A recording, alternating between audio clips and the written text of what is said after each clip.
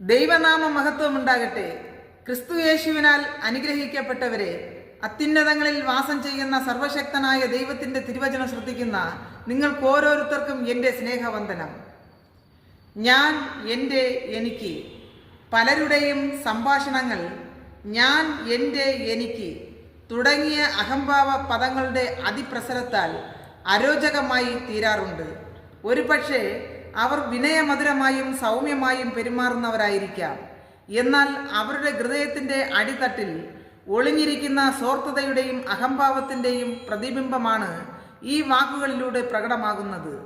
ഇക്കൂട്ടർക്ക് തങ്ങളെക്കാൾ ശ്രേഷ്ഠരായി മറ്റുള്ളവരെ കാണുവാനോ അംഗീകരിക്കുവാനോ കഴിയുകയില്ല. തങ്ങളുടെ ഔന്നത്യങ്ങളിൽ ദൈവത്തിന് മഹത്വം കൊടുക്കുവാനോ ദൈവത്തിൻ്റെ അത്ഭുതങ്ങൾ വർണ്ണിക്കുവാനോ അവർ ആഗ്രഹിക്കുന്നില്ല. സഭാപ്രസംഗി 2-ാം അധ്യായത്തിൽ ഞാൻ, എൻ്റെ, എനിക്ക് എന്നീ പദങ്ങൾ 40-ലധികം പ്രാവശ്യം പ്രത്യക്ഷപ്പെടുന്നുണ്ട്.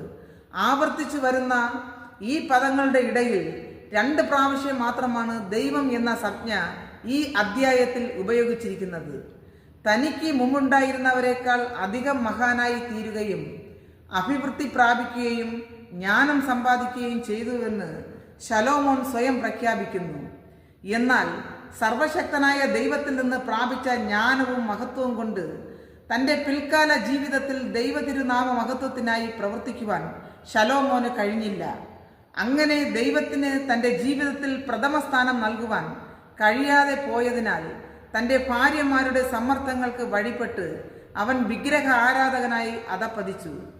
അതുകൊണ്ട് നമ്മുടെ ജീവിത രംഗങ്ങളിൽ ദൈവം നൽകുന്ന അനുഗ്രഹങ്ങളുടെയും മഹത്വങ്ങളുടെയും ഉത്തംക ശൃംഗങ്ങളിൽ ഞാൻ, എൻ്റെ, എനിക്ക് എന്നീ സ്വയത്തിൻ്റെ സർവനാമങ്ങൾക്ക് പകരം ദൈവം എന്ന സംജ്ഞ ഉപയോഗിക്കുവാൻ നാം ശ്രദ്ധിക്കണം.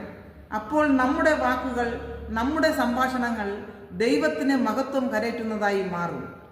നാം അറിയാതെ തന്നെ അത് മറ്റുള്ളവരിൽ നമ്മുടെ മഹത്വം വർദ്ധിപ്പിക്കുകയും ചെയ്യും.